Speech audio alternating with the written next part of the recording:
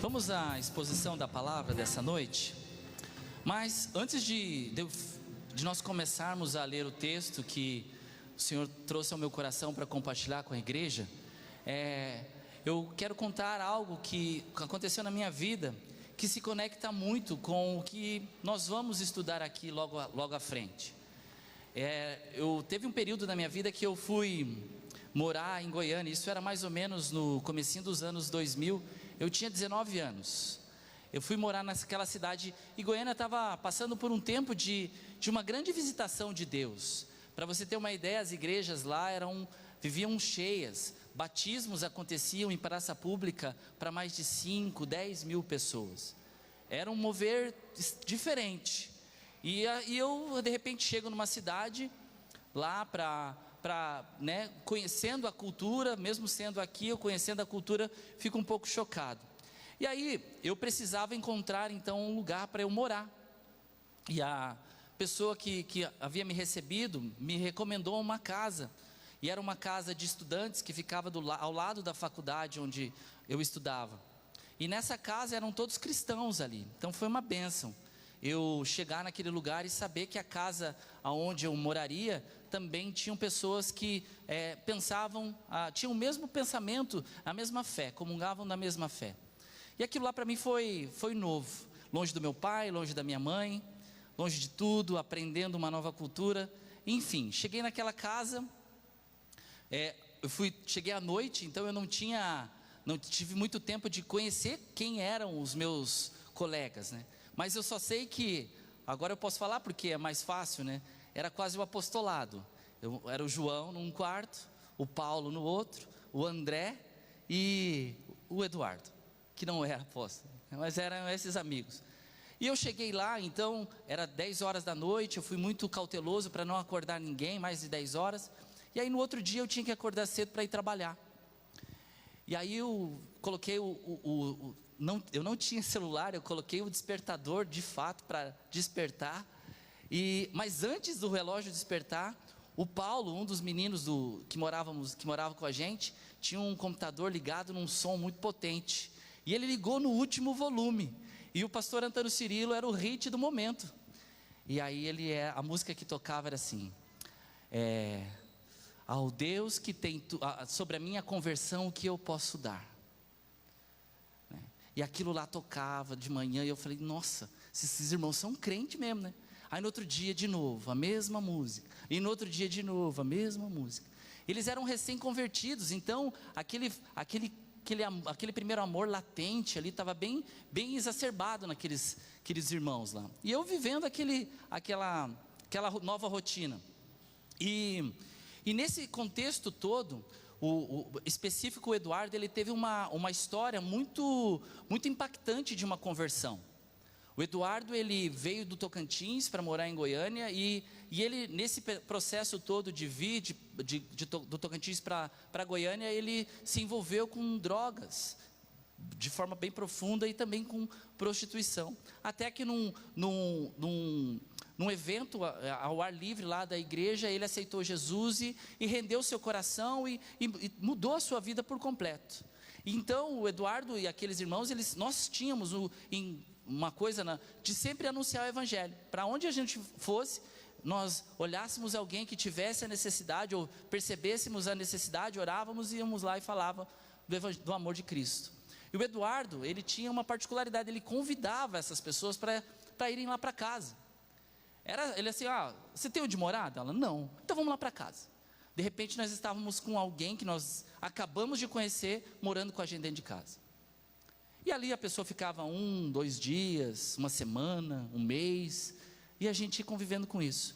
Só que ele ia muito mais além. O Eduardo era um ponto acima da curva. Quando ele ia trabalhar, ele trabalhava na Secretaria da Fazenda do Estado de Goiás. Ele saía para trabalhar e volta e meia a gente era surpreendido. Lá em Goiânia tem um serviço de mototáxi, aqui em Curitiba não tem, mas lá tem. E esse mototáxi, volta e meia chegava uma CGzinha na frente de casa, buzinava, bip, bip, descia alguém daquele mototáxi, e aí ele apertava a campainha, nós descíamos para atender, pois não, o Eduardo me mandou, Mas quem é você? Não, o Eduardo me mandou. E entregava uma carta para nós. Era sempre assim, a forma era a carta. E nessa carta dizia quase as mesmas coisas, mas em particular sempre tinha: queridos irmãos, eu encontrei esse jovem na rua, ele estava morando na rua há muito tempo, não tinha o que comer. Eu falei do amor de Deus para ele, ele aceitou Jesus. E aí ele não tem nada que comer, então recebam ele aí em casa,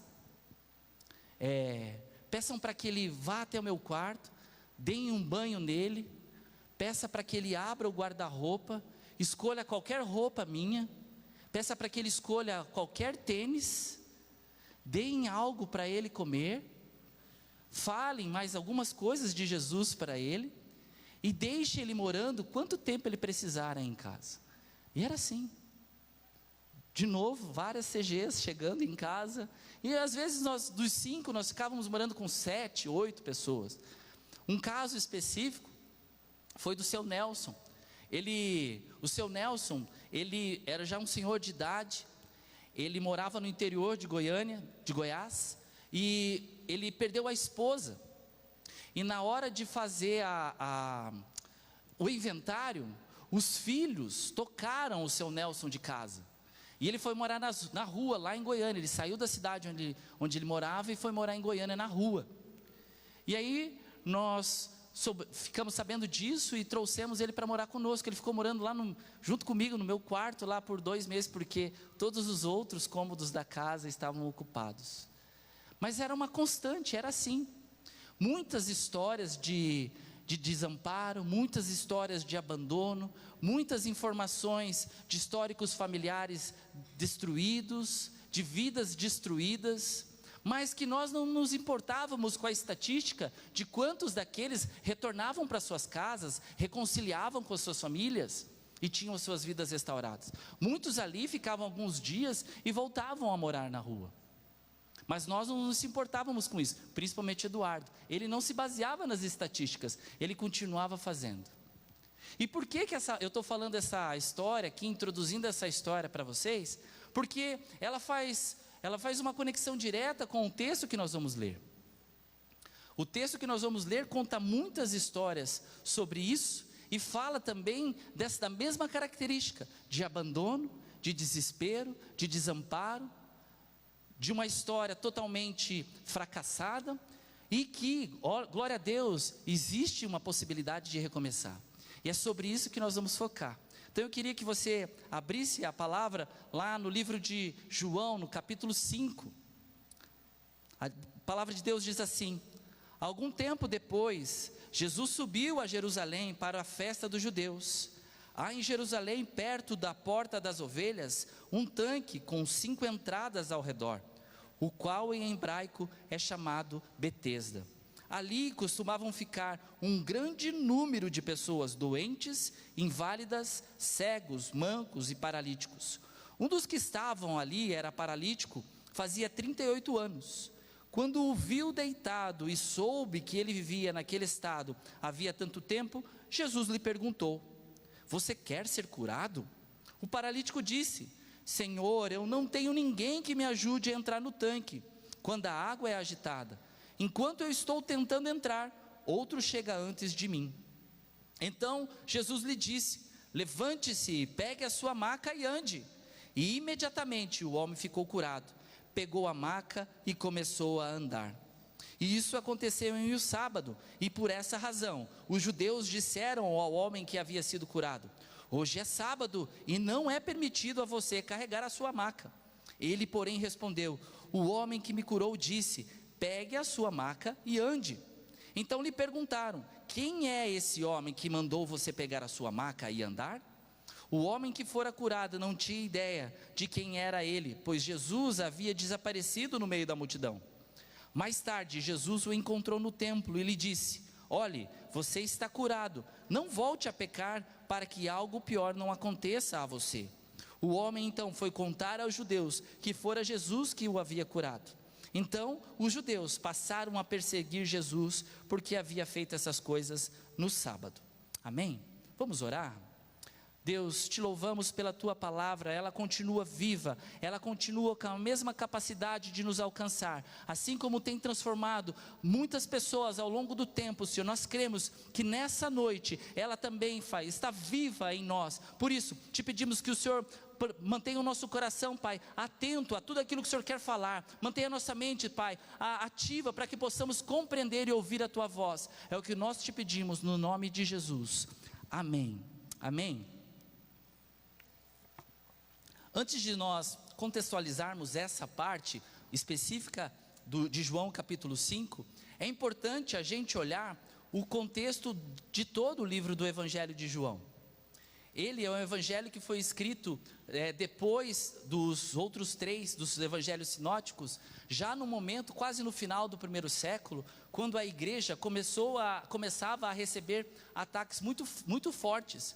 Mesmo que o evangelho de Mateus, Lucas e Marcos já estivesse circulando e principalmente fazendo parte da edificação da igreja, mesmo assim, a igreja sofria fortes ataques. E João, então, tendo percebendo a necessidade e com o coração dele atento àquilo que Deus queria edificar a sua igreja, resolve então escrever este evangelho.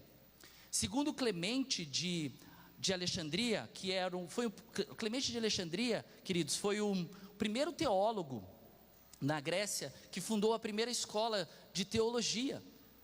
E a base desse estudo teológico eram os escritos bíblicos.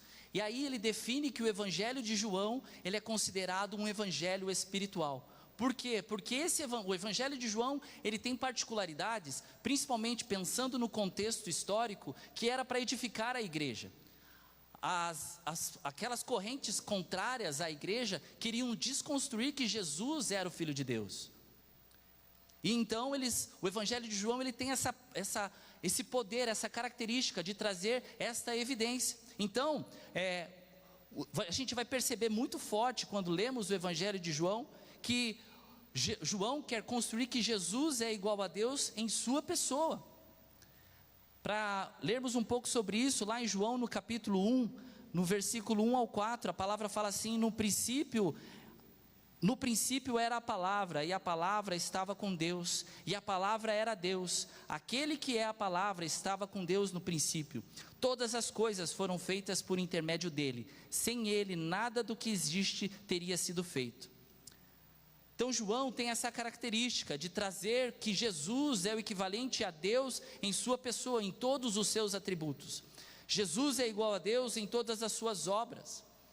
O texto que nós lemos deixa muito bem claro isso, a capacidade de operar milagres em todas as suas obras, que Jesus é igual a Deus em toda a sua soberania e em todo o seu poder. Jesus é igual a Deus na forma de julgar e também da sua justiça. Jesus é igual a Deus em toda a sua honra e em toda a sua glória. Então, queridos, quando nós entendemos que o Evangelho de João tem essa particularidade, é como se nós dessemos um zoom um pouco mais. E uma cura dessa, que a gente acabou de ler em João capítulo 5, não se trata apenas de uma cura simplesmente. Eu não estou desconstruindo ou colocando que seja em menor degrau, em menor valor a cura de um paralítico. Não sei quantos aqui já viram um paralítico andar. Mas o que eu estou querendo dizer é que essa palavra, o Evangelho de João, ele dá um zoom. É como se nós estivéssemos no nosso smartphone ampliando uma foto para ver alguma característica. Ele tem esse poder. Então, quando nós vamos agora fazer um mergulho nesse contexto do Evangelho de João do capítulo 5, nós vamos conseguir identificar características diferentes. Não se trata apenas de uma cura de um paralítico. Tem muito mais coisa envolvida. E eu queria te convidar para que nós fizéssemos esse mergulho então. Você pode perceber que esse texto aqui, ele compõe uma fase de 7 sinais que Jesus faz. Começa com a transformação da água em vinho, nas bodas de Caná, e termina com a ressurreição de Lázaro. João quer trazer que Jesus opera milagres, iguais aos de Deus. E aí, o texto fala que Jesus então estava subindo para Jerusalém para uma festa. E aqui é subir mesmo, tá? Jerusalém, o Jack pregou um tempo atrás sobre isso, mas Jerusalém fica mais ou menos 850 metros acima do nível do mar. Para que você tenha uma ideia, é mais ou menos como se saíssemos ali do litoral do Paraná e viéssemos para cá. Então é mais ou menos nessa altitude. E era uma festa que todo o judeu peregrinava. Jesus, como obedecia e cumpria o calendário de peregrinação das festas, também estava indo para Jerusalém nesse local. Mas a palavra fala que antes de ir para a festa, que a festa basicamente ela acontecia no templo, Jesus decide passar num tanque de Betesda. Esse tanque, Betesda, significa casa de misericórdia. Interessante que é o equivalente hoje a um hospital. Até algumas cidades tem alguns hospitais com esse nome, casa de misericórdia tal, casa de misericórdia aquilo. É o comum usado até para hospitais, mas não era um hospital como a gente tradicionalmente vê. Aqui era um depósito de pessoas, literalmente. Eram pessoas inválidas, que não tinham capacidade nenhuma e tiveram o seu diagnóstico desenganado por todos os médicos da época. Ou seja, tudo aquilo que a ciência e a medicina da época podia oferecer para aqueles do tanque de Betesda já haviam se esgotado. Eles não tinham mais condição. E a palavra fala, no versículo 3, que ali costumavam ficar um grande número de pessoas, doentes, inválidas, cegos, mancos e paralíticos. Essa era o prognóstico daquelas pessoas. Então, eles não tinham mais nenhuma possibilidade, dentro da condição deles, da medicina da época, ser curado. E aí eles viviam desamparados, esperando para que a sorte chegasse até eles. E o interessante é que eles se apegavam a qualquer coisa que pudesse lhes trazer esperança. Qualquer coisa. E eu vou destacar duas aqui. Uma delas, para quem está passando por uma extrema condição de escassez, uma dos recursos mais essenciais para nós mantermos a nossa vida é água. Precisamos estar perto de água. Uma vez a gente foi escalar uma montanha, o Felipe deve lembrar. Eu levei 2 garrafas de água e o caminho era grande. E eu comecei a ofertar a minha água para os irmãos. Quando eu fui descer, não tinha mais. Queridos, foi difícil descer sem água. É necessário. E note que aqueles homens ali, aquelas pessoas, ficaram naquele tanque por uma condição material e física. Eles precisavam de água. Então eles pensaram, pronto, se eu já vou, o meu fim está próximo, eu vou ficar perto daquilo que pode ainda me dar alguns dias a mais de vida. A água era essencial, então eles estavam naquele tanque por causa da água. O segundo ponto é espiritual. Eles criam que se aquela água se movesse, o primeiro que se jogasse dentro dela era curado. O texto, não existe comprovação de que de fato isso acontecia. Algumas versões da sua Bíblia, talvez ela pode trazer que um anjo chegava de vez em quando e movia as águas. Isso não está no original, isso foi um acréscimo que foi adicionado. Mas eles acreditavam que esse misticismo pudesse acontecer. E fazia todo sentido, porque o tanque de Betesda, segundo os historiadores, ele tinha uma média de 5 metros de profundidade. As suas fontes eram muito fortes. Quem aqui já viu uma fonte de água, e cristalina, óbvio que daí para você ver com mais detalhes, você nota que lá do fundo começa a brotar água. E o tanque de Betesda era muito forte, essas águas. E outra característica do tanque é que as suas águas, elas, por causa dos sais minerais daquela região, ela tinha uma cor avermelhada. Então alguém, olhando toda aquela condição, criou uma coisa, um misticismo que naquele mover das águas, quem se jogasse era curado. Então essas pessoas, elas tinham 2 coisas ali que mantinham a esperança delas: o recurso físico, a água, e uma condição espiritual, que era aquela água se mover. E eles se apegavam por isso. Mas a palavra mostra que Jesus aqui, chegando neste lugar, antes de ir para a festa, antes de se alegrar com os que se alegram, Jesus decide passar por esse tanque, o tanque da misericórdia.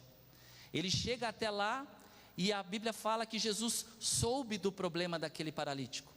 E o detalhe é que esse saber aqui não é um saber de conhecimento humano.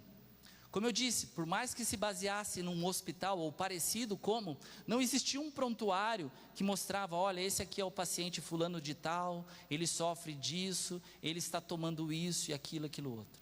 O saber de Jesus aqui é o saber sobrenatural. Lembra que eu falei de Clemente? Que ele tinha essa característica do evangelho como evangelho espiritual? De fato fica mais uma evidência de que Jesus sabe, no mesmo conhecer de Deus, a onisciência, Jesus olhou para aquele homem e já fez um diagrama completo da sua vida, de como ele estava, o que tinha acontecido com ele, quais eram as razões para aquele homem estar naquilo, e sobre a sua soberania, a soberania de Deus, Jesus escolheu aquele paralítico.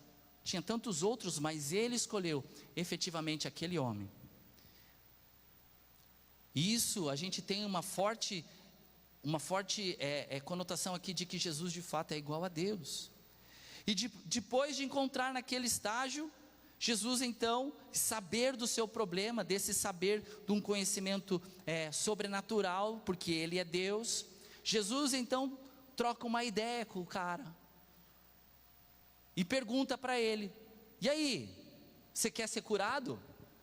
Não foi assim, né? Mas eu acredito que, trazendo para a nossa linguagem, Jesus deve ter falado para ele assim: e aí, você quer ser curado?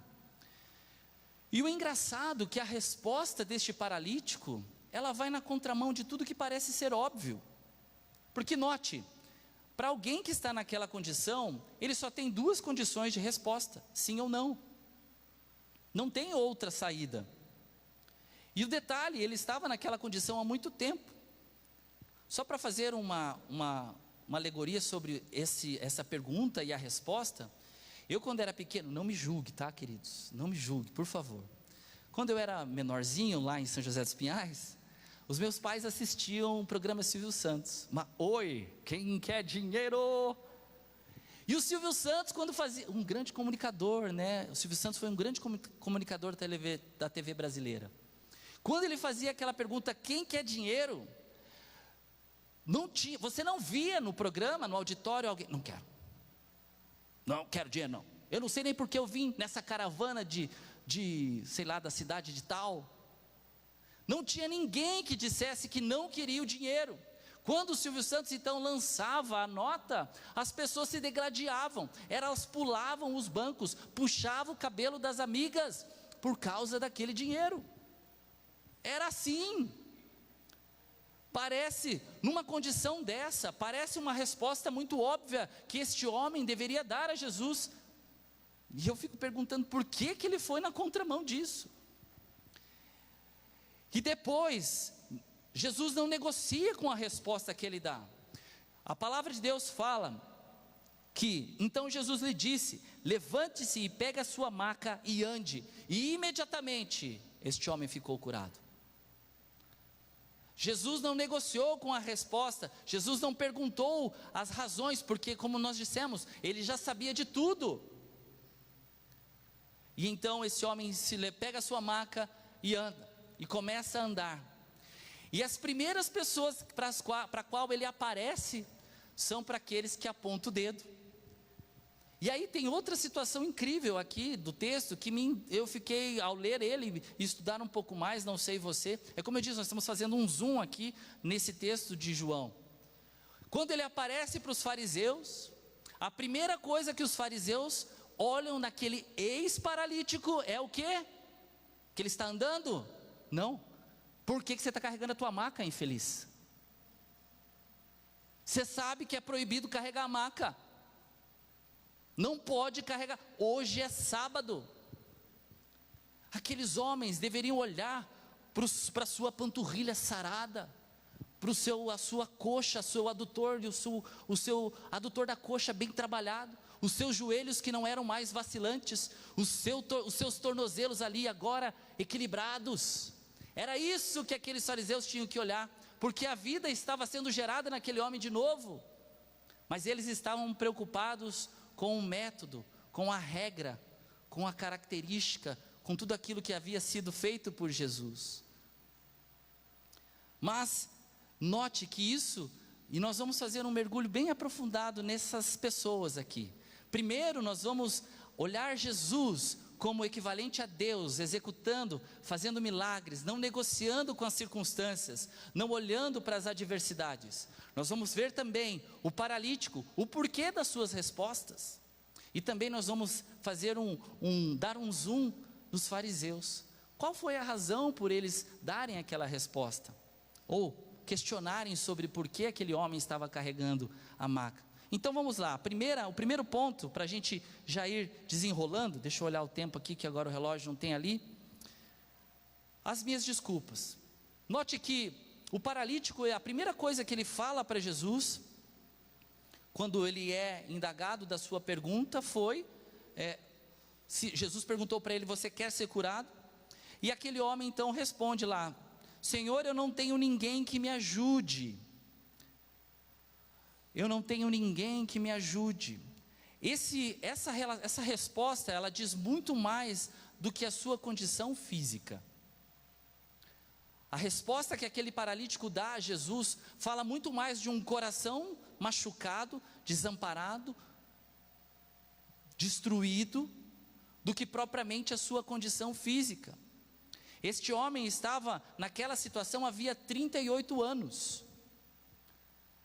E vamos considerar, a Bíblia não fala disso, mas eu queria fazer aqui com você uma conta. A Bíblia fala que ele estava há 38 anos sofrendo daquilo. E a Bíblia não diz quantas vezes aquele apego espiritual que a gente falou, que as águas se movessem, aconteciam. Eu não sei se era 1, 2, 3, 5, mas que de fato se moviam, elas se moviam. E aquele homem colocava naquele mover das águas a possibilidade de ser curado. Mas considerando que ela se movesse apenas uma vez a cada dia, por 38 anos, repetindo o mesmo movimento, este homem tentou se jogar no tanque de Betesda por mais de 13.000 vezes. 13.000 vezes. Mais de 13.000 vezes. Parece loucura. Mas a condição daquele homem era paralítica. Eu tive uma lesão na minha L5 e na minha L4 aqui, que eu não conseguia me mover. Para eu trocar um passo, quer dizer, não era nem trocar um passo, para eu mover 1 milímetro do meu pé direito, eu cheguei a desmaiar de dor. Vocês não têm ideia do quanto eu caí no chão de tanta dor. Eu fiquei 2 dias de cama, literalmente. Eu fico imaginando então para aquele homem, qual a dificuldade que tinha dele ir até aquele tanque, de se jogar naquele tanque. 13.000 vezes. Se parece muito às vezes com as nossas condições. Para condições da sua vida, da minha vida. Quantas vezes nós tentamos a mesma coisa e esperamos resultados diferentes? Isso é insanidade, irmão. A gente tenta e acha que vai dar certo e não vai dar certo. A gente está igual o paralítico, tentando a mesma condição por várias e várias vezes. Além disso, eu creio que esse homem deve ter feito planos, porque 38 anos naquele tanque, ele deve ter ficado expert do movimento daquelas águas. Ele sabia que, por exemplo, na segunda-feira a água se movia às 8 da manhã. No domingo era ao meio-dia. Na sexta-feira, que era sextou, se movia às 5 da tarde, porque daí a galera já estava querendo ir sextar. Era mais ou menos isso. Ele era expert em tudo. Então ele planejava. Bom, se é domingo, então eu vou chegar mais cedo no sábado, porque eu quero ficar perto do tanque. E assim ele repetia isso por vários e vários anos, sem ter resultados efetivos da sua cura. A segunda resposta que este homem dá, é uma resposta que ele chega lá e ele fala assim, Enquanto estou tentando entrar, outro chega antes de mim. Percebe que aqui ele já começa a colocar a culpa de não ser curado nas coisas, na falta de justiça, por se considerar injustiçado. É outro, foi por causa daquela pessoa que tropeçou e caiu no tanque, foi aquele outro que se jogou antes que eu, não tinha ninguém que me ajudasse. Parece muito conosco. Eu sou assim por causa dos meus pais, eu sou assim por causa da minha história de vida, você não sabe como eu sofri, eu sou assim por causa daquilo, eu tenho essa atitude por causa daquilo. E nós costumamos a dar essas mesmas desculpas quando Jesus quer que nós tomemos uma decisão. E tudo isso escancara um coração de um homem que foi descartado por todos. Ele estava ali à própria sorte, os médicos já haviam desenganado esse paralítico há muito tempo. Ele já havia sido descartado, ninguém mais colocava esperança na sua cura. Ele havia sido abandonado. Será que quem deixou ele ali? A palavra de Deus não fala detalhes da vida deste homem, mas é bem provável que ele está ali sozinho, abandonado. Outro detalhe, ele foi rejeitado por muitos. Ninguém se preocupava com a sua condição, ele já estava ali há muito tempo. Ele foi desprezado por todas as outras pessoas. Ele não tinha amigos. Percebe que ele não fala para Jesus que ninguém o ajudou. Aqui ele nessa segunda resposta dá uma clara afirmação de que ele não tinha amigos que pudessem então cooperar na empreitada de se jogar naquele tanque. Esse homem, ele não conhecia um amor de verdade que pudesse fazer alguma coisa pela sua condição. E aí, ele também se envareda em várias respostas, culpar a injustiça que lhe é causada, culpar as outras pessoas, ou às vezes, no nosso caso, culpamos até mesmo Deus. Isso está acontecendo comigo porque talvez Deus não me ame tanto assim. Nessa situação, tudo na vida daquele homem se tornou então desculpas. O passado vira desculpa.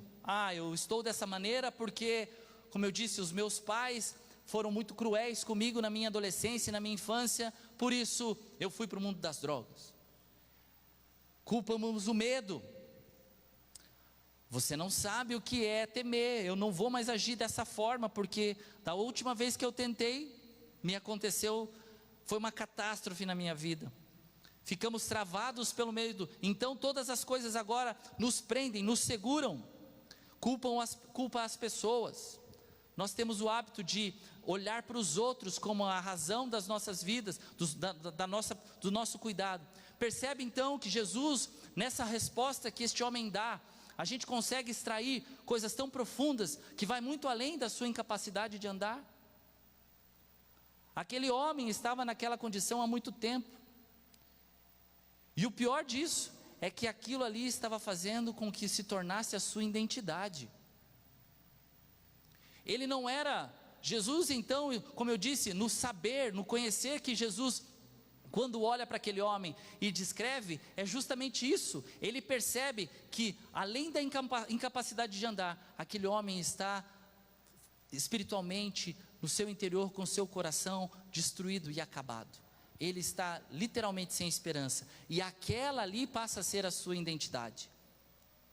Assim como o paralítico de Betesda, muitos de nós enfrentamos as mesmas dificuldades, e a gente aprende já a viver nela, e com o tempo, o que a gente aprende começa a ser a nossa rotina. Às vezes até pecados que nós temos de estimação passam a ser o nosso modo de agir, e nós nem fazemos ideia disso, nós não temos a noção, mas o pecado continua sendo a nossa rotina. A frustração vira a nossa identidade, as desculpas passam a ser a nossa proteção, porque eu não quero mais me machucar. Eu começo a dar desculpas porque eu não quero mais me machucar, eu cansei disso, eu não quero mais.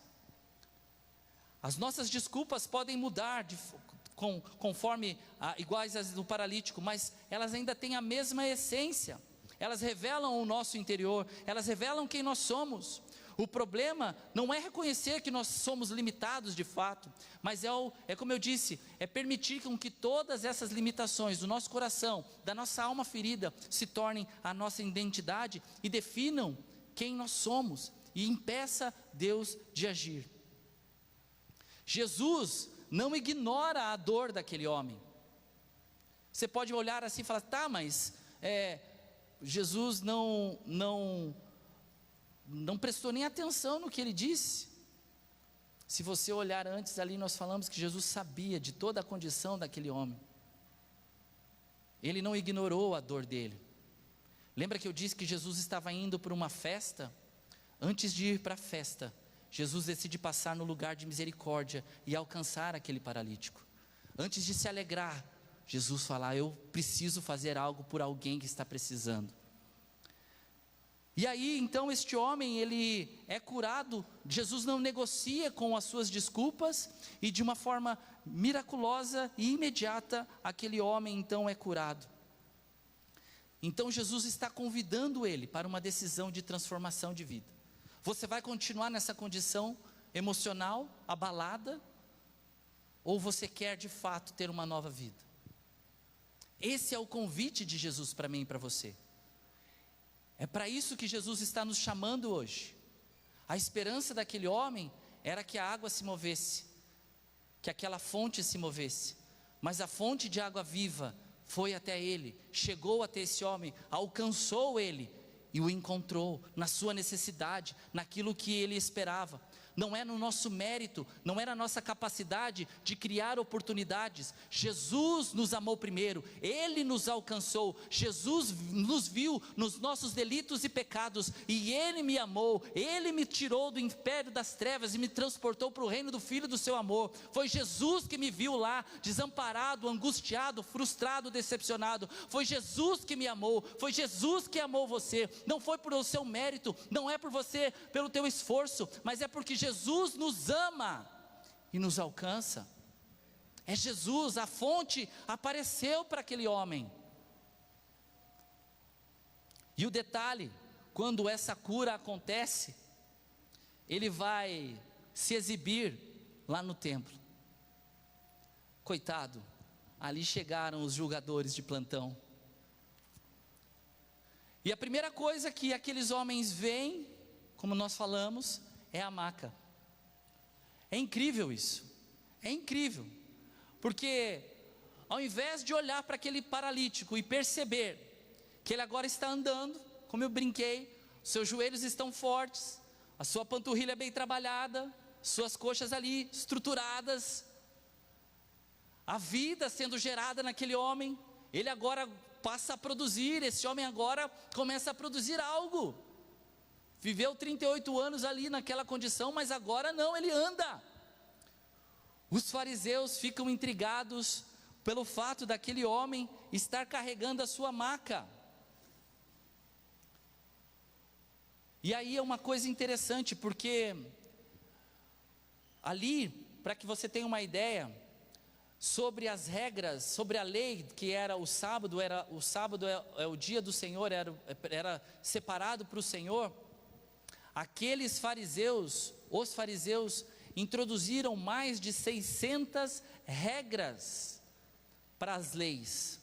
Em específica, para o sábado, eram mais de 39 proibições.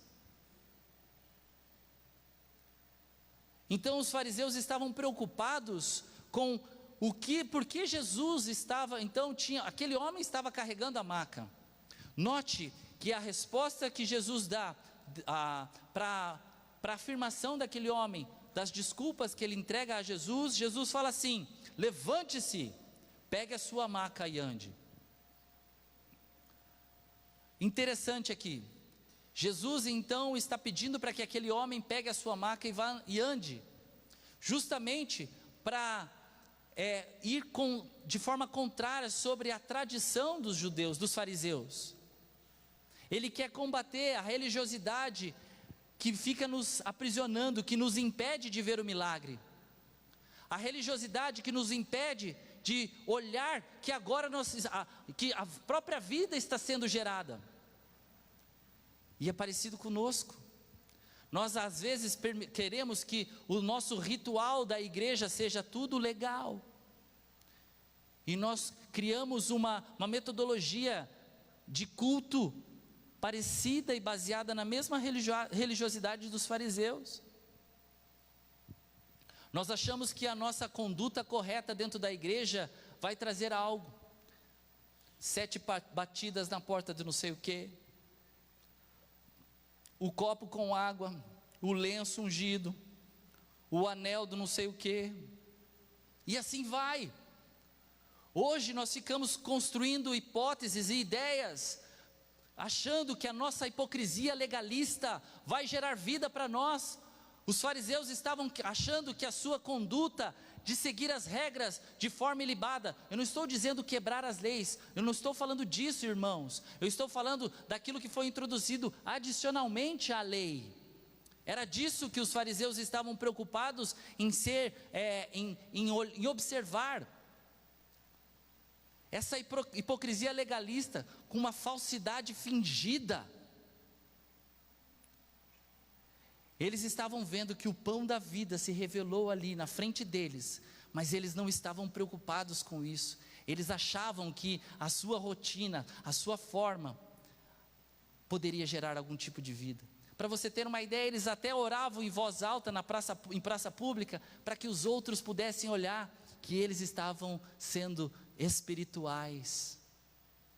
A religiosidade nos faz observar que nós julgamos muito mais do que acolhemos.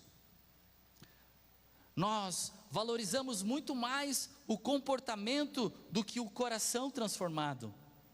Nós defendemos muito mais as tradições do que a transformação que está sendo feita. Preferimos a nossa razão, eu estar certo, de que ver uma pessoa num processo de transformação e de restauração.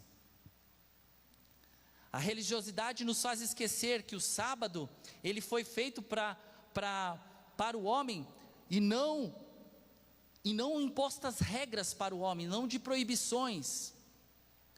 Eles nos mantêm ocupados com as nossas formas de cultuar a Deus e de seguir ao Senhor. E aí, como que nós estamos? Estamos celebrando muito mais os milagres ou fiscalizando as macas? Estamos mais defendendo as regras ou permitindo que a graça de Deus nos transforme? Estamos olhando quebrando alguns paradigmas, ou a gente está olhando para que as coisas que estão sendo realizadas ou feitas? Qual que é a nossa conduta? Nós estamos mais preocupados com o método ou com a vida que está sendo gerada? Aqueles homens estavam mais obcecados por ter a razão do que ver a vida sendo gerada e sendo ali acontecendo na sua frente. E nós parecemos a mesma coisa. E aí ficamos vivendo num mundo dessa forma. Uma vez, querido, só para trazer um exemplo disso, era um inverno aqui em Curitiba, estava frio. E nós estávamos no templo anterior ainda, e alguns irmãos aqui lembram, tem até foto no Facebook dessa data. Se você vasculhar lá atrás, você vai achar. A gente preparou um sopão para os moradores de rua. E a gente saiu para ver onde eles ficavam, para que a gente fosse bem assertivo nesses locais.